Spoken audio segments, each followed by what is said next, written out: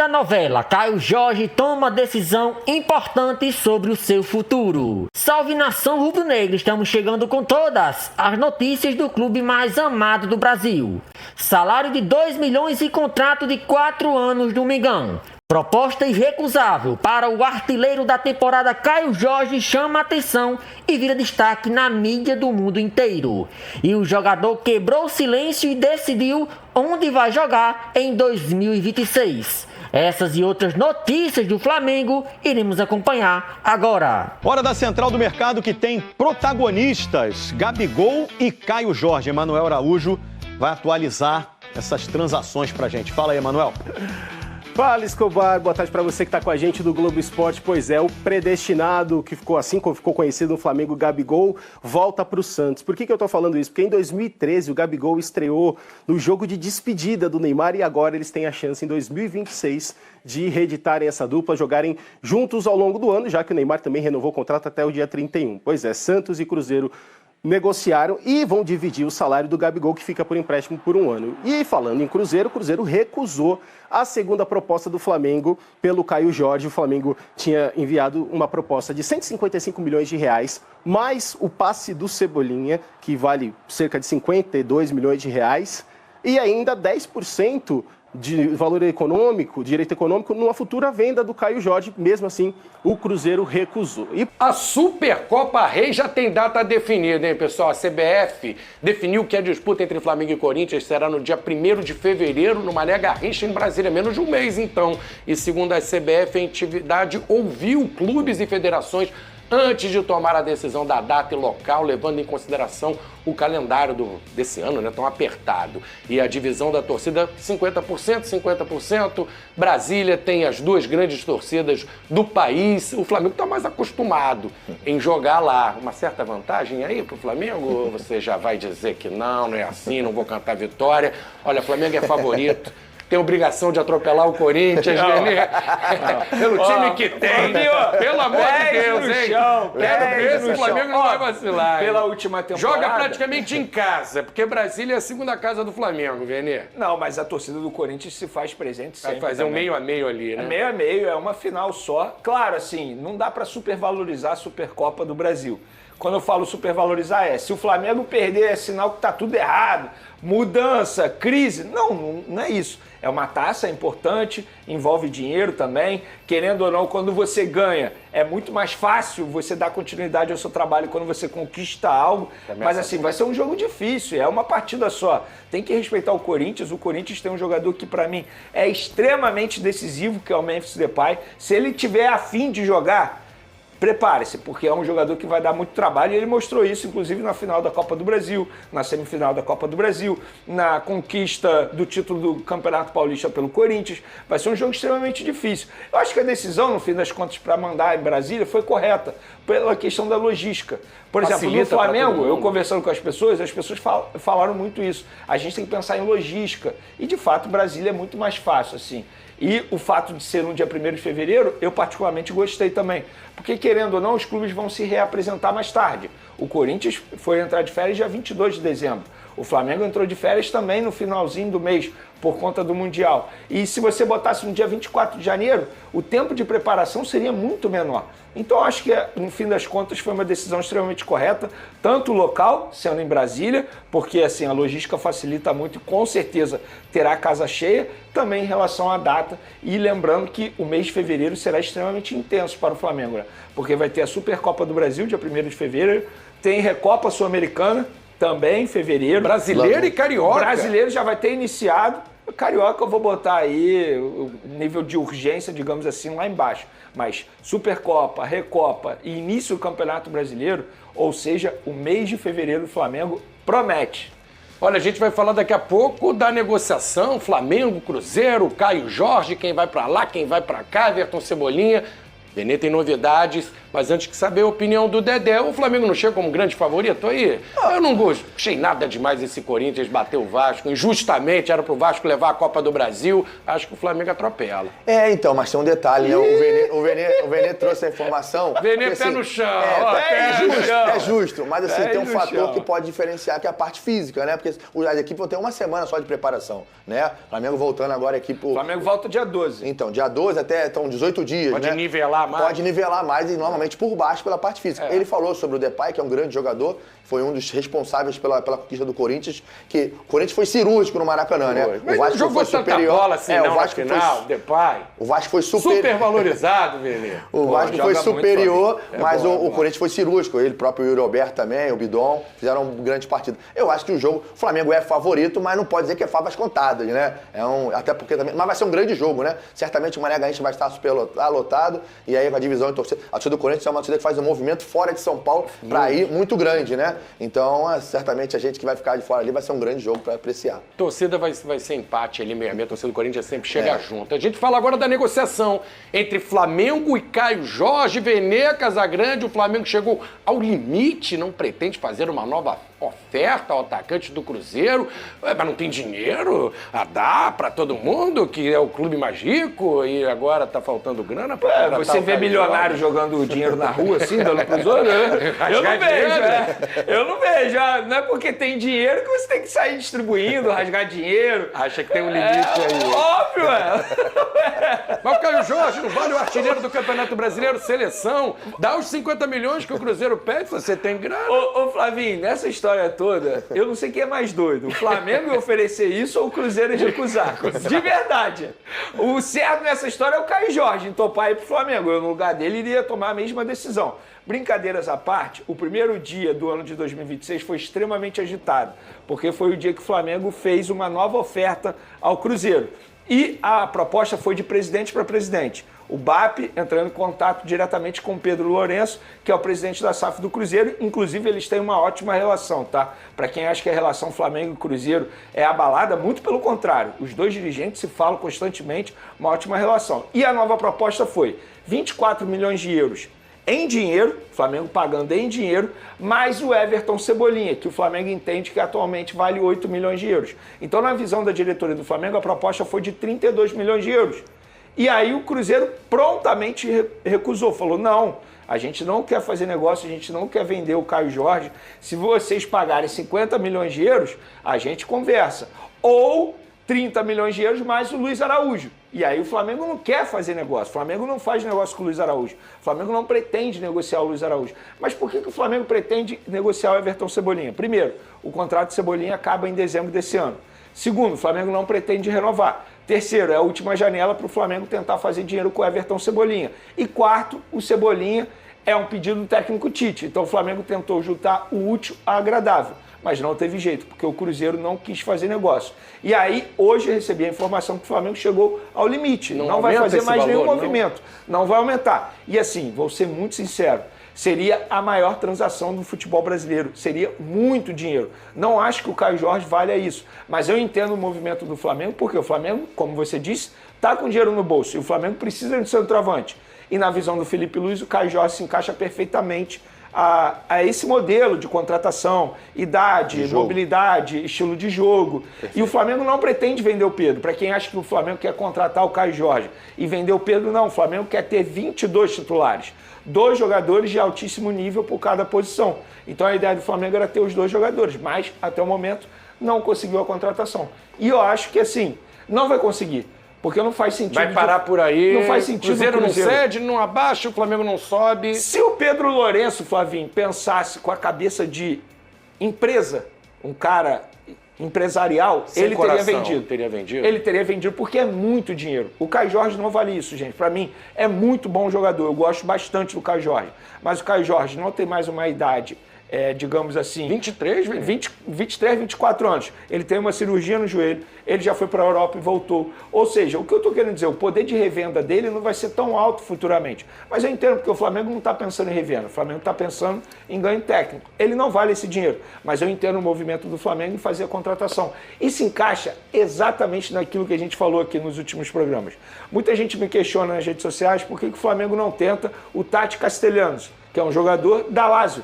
O Flamengo já tentou, só que a ideia do jogador é continuar na Europa. Inclusive, a imprensa italiana está noticiando que ele está indo para o West Ham. Então, ele dá prioridade a continuar na Europa. Então, o mais difícil do Flamengo vai ser convencer os jogadores a atuarem no futebol brasileiro. E no caso do Caio Jorge, ele já teria dito sim. Porque o Flamengo não vai fazer uma proposta sem ter o sim do jogador. E o Flamengo conversa com os representantes do atleta. Para o jogador, o Flamengo iria oferecer 4 anos de contrato, aumento salarial, que ele já tem um bom salário no Cruzeiro, além disso, pagamento de luvas. Para o jogador seria maravilhoso, eu no lugar dele aceitaria. E não seria uma traição com o Cruzeiro, é questão de projeto de carreira. Imagina você assinar um contrato de 4 anos com o Flamengo, um clube que vai te proporcionar, durante todo esse tempo, visibilidade, conquista de títulos, com certeza o Flamengo vai conquistar títulos. Então, chance de ser convocado para a seleção brasileira vai continuar, não vai mudar em nada na vida dele. E eu acho que ele seria titular também no Flamengo. Então o Flamengo, no fim das contas, fez o que dava para tentar a contratação desse jogador, oferecendo até uma quantia muito maior do que de fato Caio Jorge vale no mercado. Mas, mesmo assim, o Cruzeiro, pensando no ganho esportivo, não fez negócio com o Flamengo. Só um detalhe, né? Vendo essa informação. Será que o Flamengo está usando gelo no sangue, né?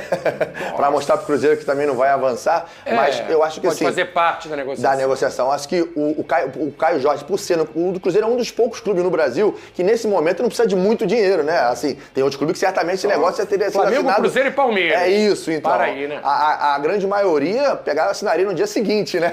Essa proposta aí grande, né? Mas certamente o Cruzeiro hoje, através do Pedro Lourenço, não está tão desesperado assim com dinheiro, né? Não, dinheiro não é problema para o Pedro Lourenço. Agora eu fico pensando, o Flamengo ele já deixou claro para o mercado que ele quer um centroavante, identificou essa carência quando o Pedro se machucou. O Bruno Henrique disse que não era dele jogar como 9, então apesar da gente falar da fartura do elenco do Flamengo, viu que o ano que passou faltou um cara para substituir o Pedro. Quem que o Flamengo pode olhar no mercado? Eu fico pensando em centroavante brasileiro, no mesmo nível do Pedro, aí o Caio Jorge sendo arranca do Cruzeiro, para tirar um cara da Europa é difícil que ele não quer vir, fica bem limitada as opções do Flamengo, ficam limitadas, né? Mas é isso. Achar um centroavante do nível do Pedro, que não está na Europa, mas está no Brasil. Não, pode até estar na Europa, mas convence esse cara a vir jogar no futebol brasileiro. Vai ficar complicado. É muito difícil. A vida do Flamengo, de fato, e assim, não é deboche isso, gente. No nível do Pedro. Não é soberba isso, mas o problema do Flamengo não é dinheiro. O problema do Flamengo vai ser convencer esse jogador que entrar na mira a vir jogar no futebol brasileiro. É alto nível. O Tati Castellanos é um bom exemplo. Um jogador que se encaixa perfeitamente ao que o Felipe Luiz pede, ao que o José Boto deseja e ao que a diretoria deseja. Mas o jogador prefere ficar na Europa. E tá tudo bem, não é um problema isso. A questão vai ser essa, como é que você vai convencer os jogadores? E o Caio Jorge é um jogador que já está readaptado ao futebol brasileiro. Tá prontinho. Tá pronto. Ele iria se encaixar como uma luva ali no Flamengo. Tem que usar o scout, a criatividade. Aí que tá. Tem um outro aí dando bobeira. Quem? O Marcos Leonardo do Al Hilal. Mas assim, bom nome. É um bom nome. Não, mas né? esse parecido salário é alto, com o Caio salário é Jorge. alto, Mas, né? do Al gente, Hilal. assim, esse Mas aí o Al vale Hilal- muito mais. Mas talvez não escreva ele no campeonato lá. Isso já mostra que não conta muito com o jogador. Né? O Flamengo, certamente, se fosse atrás... Pra mim, o Marcos Leonardo é muito mais jogador que o Caio Jorge, assim. Quer dizer, muito mais... 60 jogos no Al Hilal, expressão. 40 gols. Mas é um jogador que... Mas é muito faz difícil fumaça a lá. contratação. Faz. Fez Fez um bom Mundial também pelo Al Hilal, Foi, né? o garoto Fez é bom gols de bola. contra o City, O garoto contra o é bom de Fluminense. bola. Mas o Flamengo tem a informação que ele está nos planos do Al Hilal. Essa é a questão. É difícil a contratação. Está disponível, vai ser difícil. É muito difícil. Mas contrata por empréstimo. Para o Flamengo, às vezes, não vale a pena esse tipo de movimento. Eu lembro o acerto do Botafogo com o Igor Jesus, que era pouco badalado, ele foi certeiro. O grande Juninho foi uma aposta que veio do Azerbaijão e não deu certo. Ele é bom de bola, o Juninho, mas pro nível do Flamengo, a exigência hoje do Flamengo, o Juninho... Sarrafo é alto. O sarrafo é alto, aí o Juninho não tá nesse nível não, né? Só mais uma coisa aqui, Flavinho, que é bom esclarecer também, que eu sei que muita gente pergunta isso, inclusive nas redes sociais já falei sobre isso, mas como o público geralmente é diferente, muita gente está me questionando se o Flamengo venderia o Everton Cebolinha ao Cruzeiro por 8 milhões de euros, porque é o valor que eles estão botando na negociação para o Caio Jorge. Não venderia. Se o Cruzeiro quisesse fazer uma operação à parte, o Flamengo iria dificultar muito mais para poder vender o Everton Cebolinha. Vai subir esse valor. Exatamente. Mas tem jogo, né? Tem conversa. Se o Cruzeiro fizer uma proposta, sim. Ele não vai renovar com o Cebolinha, pode perder de graça e o Tite quer. Sim. Vai acabar, de repente, o Cebolinha do para lá, né? Pois é, mas aí o que o Flamengo vai fazer? Vocês dificultaram, então beleza. Vocês querem levar o Cebolinha, então paga isso, é só pagar isso aqui. Aí com certeza vai pedir muito mais. O BAP não é bobo, não. Isso aí a gente tem que admitir. O cara é chato pra negociar. O BAP não tá de bobeira, não, gente. E o Arrascaeta, hein, gente? O rei da América, o meia do Flamengo, superou o Lionel Messi, foi eleito vencedor da disputa, onde recebeu 67,8% dos votos da eleição do jornal É o País do Uruguai. Uma eleição tradicional que aponta o grande destaque do continente, né? Os números do jogador na temporada entregam a boa fase do Arrasca, né? 20 gols, 20 assistências na temporada, 6 títulos conquistados, incluindo o Brasileirão, Libertadores, eleito craque do Brasileirão, melhor jogador da Libertadores, agora o rei da América. Muito justo, né, Dedé? Muito pra justo. mim, o cara da Libertadores tem que ser o cara da América no ano, né? Muito justo, assim como né? foi com o Pedro, com o Cano...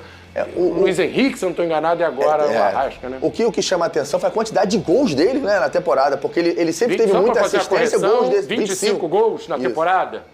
25 gols 25 gols na temporada, assim, pode olhar aí, certamente é uma das melhores da carreira dele, né? Não, de número é melhor. Melhor, disparado, né? Então, assim, porque ele sempre se destacou por gols decisivos, assistência, mas esse ano ele fez um baita ano passado, na verdade, fez um baita ano, craque, é justa essa eleição dele de rei da América, porque se destacou muito, foi importante no Brasileiro, na Libertadores. O Arrascaeta fez um grande ano realmente pelo Flamengo, muito justo e merecido, passando até o Messi. Passou o Messi, mas aí também tem que... respeito. Mas você sabe como é que funciona, né? É o Messi que joga. A temporada do Messi não se compara com a temporada do Arrascaeta. Mas é o Messi, né, Alberto? Tem que ser muito maior, e foi, né? Não, mas poderia ser o Papa, mas aí a gente pode chegar aqui e falar, gente, não faz o menor sentido. Não precisa ter eleição, dá logo pro Messi todo ano. Então dá logo pro Messi, Mas o Messi tem histórico de ganhar algumas competições, sendo craque, sem merecer tanto, né? A gente sabe que teve algumas já pra trás. Pra Copa de 2014. É isso, você chegou onde eu queria. Você chegou onde eu queria. É verdade. São prêmios pro Messi, cara. Super consagrado. Mas ele precisa exagerar também, né? Não precisa Nessa não deu pra ele, né? Não dava, pô. Essa daí, sério, se desse pro Messi, ia ficar muito descarado. O Arrasca como um todo, né? Em todas as competições, foi mais regular. Você até falou que achou o Rossi, dentro da Libertadores, mais importante e decisivo na conquista do Flamengo. Mas o pacote do Arrascaeta, dentro do Campeonato Brasileiro, tudo que fez no ano, tem que ser levado em consideração, né? E acho que o goleiro ganhar o prêmio é mais difícil também pro pessoal. Não, é mais difícil. O Rossi teve um grande destaque na decisão, semifinal, quartas de final, né, Venê? Mas o ano inteiro foi na fase de grupos também. Ele fez uma defesaça na última bola, né? No último também, jogo do Flamengo, na última bola. Cruciais, né? Se ele não fizesse aquela defesa, o Flamengo nem teria passado para as oitavas de final. Para mim, o Rossi, repito, foi o melhor jogador do Flamengo na Libertadores e eu votaria nele no melhor jogador da Libertadores. Mas a temporada do Arrascaeta é uma temporada absurda em todos os sentidos. Números, se você pegar o número de jogos foi a maior, número de gols foi a maior, número de assistências provavelmente foi a maior. Questão física também, a gente viu uma característica diferente no Arrascaeta nessa temporada, que ele não caía facilmente. Ele levava a pancada dos adversários, mesmo assim, continuava, tanto é que ele fez alguns gols assim. O gol dele contra o Vitória, fora de casa, pelo Campeonato Brasileiro, que foi um golaço, um gol de bico, a lá Romário. Ele levou pancada a pancada e não caiu. E a gente viu um Arrascaeta ficando mais tempo em campo também, completando várias partidas, ficando 90 minutos em campo, algo que ele pouco fazia nas temporadas anteriores. Então, para mim, hoje, o Arrascaeta, ele vive o prime dele, como a gente gosta de dizer. Vive o melhor momento da carreira dele, sem sombra de dúvidas, e tem também o fator fora das quatro linhas que eu levo em consideração. O lado mental dele, você vê o Arrascaeta totalmente diferente, utilizando faixa de capitão, sendo líder, utilizando a camisa 10, que já foi do Zico, não é fácil para ninguém. A gente viu o Gabigol, que inclusive não conseguiu dar conta do recado ao usar a camisa 10. Então, o Arrascaeta, para mim, hoje, ele vive o melhor momento da carreira dele, inclusive na seleção uruguaia, recebendo elogios, sendo titular absoluto e não sendo mais criticado pelos uruguaios, algo que ele era muito criticado em um passado recente. Vai ser papai ou eu tô enganado?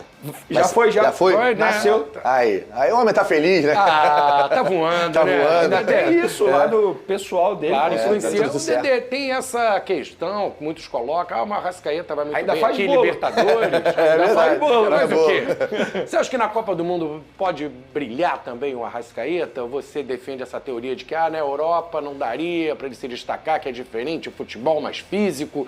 Ou você acha que é um cara que pode ser colocado entre os melhores do mundo? Eu não defendo essa teoria, né? Mas vai depender muito da sua equipe, né? O Uruguai vive uma crise, né? Em relação ao Bielsa lá, jogadores que não falam com ele, né? O próprio Canóbio já disse que com ele lá não quer ser chamado, entre outras situações. Mas o Arrascaeta, aonde o sarrafo é alto, ele vai jogar, né? Então, eu acho que o Arrascaeta pode fazer uma boa Copa do Mundo pelo Uruguai, mas a gente sabe que o Uruguai não é uma força para ganhar a Copa do Mundo hoje, mais difícil, né? Que nem o Flamengo aqui na Libertadores. Fica mais difícil, né? Exatamente. Os coleguinhas já ajudam mais aqui no Flamengo, né? Mas, certamente, o Arrascaeta, estando bem preparado como ele teve em 2025, certamente vai fazer uma Copa importante, é importante lá para o Uruguai também, Vili. A movimentação do Flamengo no mercado da bola nos últimos meses tem revelado uma mudança clara de planejamento e de filosofia na montagem do elenco para as próximas temporadas. A busca por Gabriel Brazão, atualmente no Santos, é um dos principais sinais dessa nova estratégia, especialmente no que diz respeito à posição de goleiro, que passou a ser tratada como prioridade absoluta dentro do clube. A decisão não surge por acaso e está diretamente ligada à avaliação interna feita pela diretoria e pela comissão técnica sobre o desempenho, o histórico recente e a necessidade de maior estabilidade no setor. A saída de Matheus Cunha já estava praticamente definida há meses, o que abriu espaço para que o Flamengo se antecipasse no mercado e buscasse um nome capaz de chegar para disputar posição imediatamente. Diferentemente do que aconteceu em outras temporadas, a ideia não é apostar apenas em jovens promessas, sem rodagem ou em soluções emergenciais. O clube agora procura um perfil mais específico. Atletas relativamente jovens, mas que já tenham vivência no futebol profissional e condições reais de competir por titularidade. Gabriel Brazão, com 25 anos, se encaixa perfeitamente nesse cenário e, por isso, aparece como o principal alvo para reforçar o elenco a partir de 2026. A escolha por Brazão também está alinhada ao desejo de Felipe Luiz, que assumiu papel central nas decisões esportivas e defende a ideia de ter 2 jogadores considerados titulares para cada posição do time.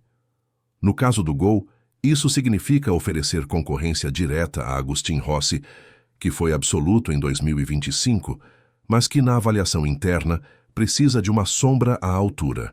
A comissão entende que a ausência de competição direta pode gerar acomodação, além de deixar o elenco vulnerável em caso de lesão, suspensão ou queda de rendimento. Outro nome que está no radar do Flamengo é o de Pedro Morisco, goleiro do Coritiba. Apesar de ser mais novo, com apenas 21 anos, Morisco chamou atenção pelo desempenho consistente ao longo da temporada de 2025, sendo peça fundamental na campanha de acesso do clube paranaense. Em 41 partidas disputadas, ele sofreu apenas 24 gols, alcançando uma média de 0,58 gol por jogo, número considerado excelente e até superior ao de goleiros consagrados do futebol brasileiro, como o próprio Rossi, o Everton e Fábio.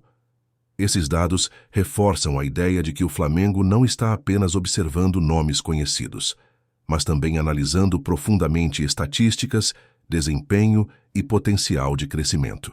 Essa mudança no perfil de busca representa uma quebra em relação ao que vinha sendo feito nos últimos anos. O Flamengo enfrentou grande instabilidade no gol em diferentes temporadas, alternando titulares com frequência e recorrendo muitas vezes a jovens da base em momentos decisivos. Casos como os de Hugo Souza e do próprio Matheus Cunha ilustram bem esse cenário, já que ambos precisaram assumir a titularidade rapidamente, sem um período adequado de transição ou disputa gradual. Embora tenham mostrado potencial, a pressão e a falta de uma estrutura mais sólida acabaram impactando o desempenho e a confiança desses atletas. A ideia atual é justamente evitar que esse tipo de situação se repita. Com 2 goleiros experientes e em nível semelhante, o clube acredita que poderá administrar melhor o elenco, reduzir riscos e oferecer um ambiente mais equilibrado para o desenvolvimento dos atletas mais jovens. Nesse contexto, Diogo Alves, destaque das categorias de base, segue como terceira opção. O planejamento é que ele tenha tempo para amadurecer, ganhar experiência aos poucos e não seja lançado prematuramente em um papel de protagonismo. Com contrato até o fim de 2026, Diogo deverá se reunir com a diretoria em breve para discutir uma possível renovação, sempre dentro dessa lógica de evolução gradual. No caso específico de Gabriel Brazão, o Flamengo prepara uma nova investida junto ao Santos. A negociação, no entanto, é considerada complexa, já que o clube paulista detém apenas 60% dos direitos econômicos do goleiro, enquanto os outros 40% pertencem à Inter de Milão. Em uma tentativa anterior, realizada no meio do ano, o Flamengo chegou a um acordo diretamente com o atleta, mas encontrou resistência do Santos, que não quis facilitar a liberação. Naquele momento, a intenção rubro-negra era contratar Brazão para viabilizar a saída antecipada de Matheus Cunha, mas a operação acabou não avançando. A trajetória de Gabriel Brazão também pesa a favor do interesse do Flamengo. Revelado pelo Cruzeiro, ele deixou o Brasil ainda jovem para atuar no futebol europeu, passando por clubes como Parma, Inter de Milão, Albacete, Oviedo, Spal e Ternana. Apesar de não ter se firmado como titular absoluto em todos esses times, a experiência adquirida ao longo dos anos é vista como um diferencial importante. Desde que chegou ao Santos, em fevereiro de 2024, Brazão conquistou seu espaço gradualmente e assumiu a titularidade em maio do mesmo ano, tornando-se um dos destaques da equipe e recuperando prestígio no cenário nacional. Paralelamente às movimentações no gol, o Flamengo também projeta mudanças importantes no meio-campo para 2026, com maior espaço para Everton Araújo. O jovem formado no Ninho do Urubu terminou a temporada de 2025 com mais partidas disputadas do que Alan, jogador experiente que está na lista de negociáveis e pode deixar o clube em breve. O São Paulo, inclusive, aparece como um dos interessados em sua contratação. Caso essa saída se confirme, Everton passaria a ser o reserva imediato do setor, ganhando ainda mais relevância dentro do elenco. Internamente, o Flamengo vê Everton Araújo como um atleta promissor e com grande margem de crescimento. Felipe Luiz é um dos principais defensores da permanência do jogador e acredita que este ainda pode render muito ao clube. A convivência diária com nomes experientes como Pulgar, Jorginho e Saul é vista como fundamental para o amadurecimento do jovem, que vem evoluindo tanto do ponto de vista técnico quanto tático. Everton chegou ao Flamengo em 2022 para integrar a equipe sub-20 e subiu ao time profissional no ano seguinte. Em 2025, participou de 36 jogos e marcou um gol, números considerados positivos para alguém que ainda está em processo de consolidação. A expectativa da comissão técnica é que em 2026 ele tenha mais minutos em campo, especialmente com a ideia de rodar mais o elenco ao longo das diferentes competições disputadas pelo clube.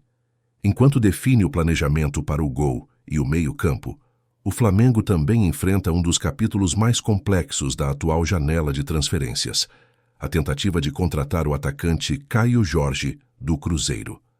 O rubro-negro tem feito diversas investidas, buscando chegar a um acordo que agrade as duas partes. Em uma das propostas mais comentadas, o clube carioca sinalizou a possibilidade de envolver Everton Cebolinha na negociação, o que gerou repercussão imediata. Diante desse cenário, Everton Cebolinha decidiu se posicionar. Segundo informações divulgadas pelo portal UOL, o atacante não se mostrou contrário à possibilidade de ser incluído em uma negociação com o Cruzeiro. Pelo contrário, ele teria visto a mudança com bons olhos, especialmente pela chance de voltar a trabalhar com o técnico Tite, com quem já teve uma relação positiva em outros momentos da carreira. Essa postura do jogador foi interpretada como um sinal de profissionalismo e abertura para novos desafios. Apesar disso, o Cruzeiro analisa a situação com cautela. O clube mineiro entende que Everton Cebolinha, embora seja um nome aprovado por Tite, não representa a melhor vantagem possível no negócio. Um dos fatores que pesam nessa avaliação é o tempo de contrato do atacante com o Flamengo, que vai até o fim de 2026. A partir do meio do ano, ele poderá assinar um pré-contrato com qualquer outra equipe, o que reduz seu valor de mercado e faz com que o Cruzeiro busque outro tipo de compensação financeira ou esportiva.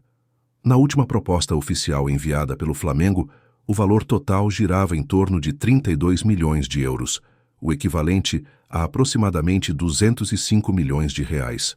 Desse montante, 24 milhões de euros seriam pagos em dinheiro, enquanto Everton Cebolinha entraria como parte da negociação, avaliado em cerca de 8 milhões de euros. Mesmo assim, a oferta foi recusada pela diretoria cruzeirense, que deixou claro que só avançaria mediante outras condições. Em resposta, o Cruzeiro indicou que aceitaria negociar Caio Jorge apenas mediante o pagamento de 30 milhões de euros em dinheiro, além da inclusão de Luiz Araújo no negócio. Essa exigência, no entanto, não agrada ao Flamengo. O clube carioca não demonstra interesse em se desfazer de Luiz Araújo, que é visto como peça importante no elenco e tem prestígio com a comissão técnica. A diretoria rubro-negra considera que abrir mão do jogador poderia gerar um desequilíbrio maior do que o benefício da contratação de Caio Jorge. De acordo com informações da ESPN Brasil, além da troca de nomes, o Cruzeiro também exige um aumento nos valores financeiros envolvidos. A avaliação interna do clube mineiro é de que Caio Jorge tem grande potencial de valorização e, por isso, só deixaria Belo Horizonte por uma proposta considerada irrecusável. Até agora, o Flamengo já apresentou pelo menos 2 ofertas formais, ambas rejeitadas, o que demonstra a dificuldade do negócio. A primeira proposta foi de 22 milhões de euros, somada à inclusão de Everton Cebolinha. Em seguida, o Flamengo elevou os valores para 30 milhões de euros apenas em dinheiro, mas também não obteve sucesso. Na tentativa mais recente, o clube carioca ofereceu 24 milhões de euros, novamente incluindo Cebolinha, além de uma cláusula de 10% de mais-valia em uma futura venda. Ainda assim, a resposta do Cruzeiro foi negativa, reforçando o impasse entre as partes. Enquanto a diretoria trabalha nos bastidores para definir reforços e possíveis saídas, o elenco do Flamengo aproveita o período de férias. A reapresentação está marcada para o dia 12 de janeiro, no período da manhã, no CT Ninho do Urubu. A partir dessa data, o clube dará início oficialmente à pré-temporada, com foco na preparação física, na integração de novos atletas e na implementação das ideias da comissão técnica para o novo ciclo. Todo esse contexto mostra um Flamengo mais estratégico, cauteloso e criterioso em suas decisões. A busca por estabilidade no gol, a valorização de jovens formados em casa e a tentativa de realizar grandes contratações sem comprometer o equilíbrio do elenco refletem uma mudança de mentalidade. O clube parece disposto a aprender com erros do passado e a construir um projeto mais sólido e sustentável, mesmo que isso signifique negociações longas, difíceis e, por vezes, frustradas no curto prazo.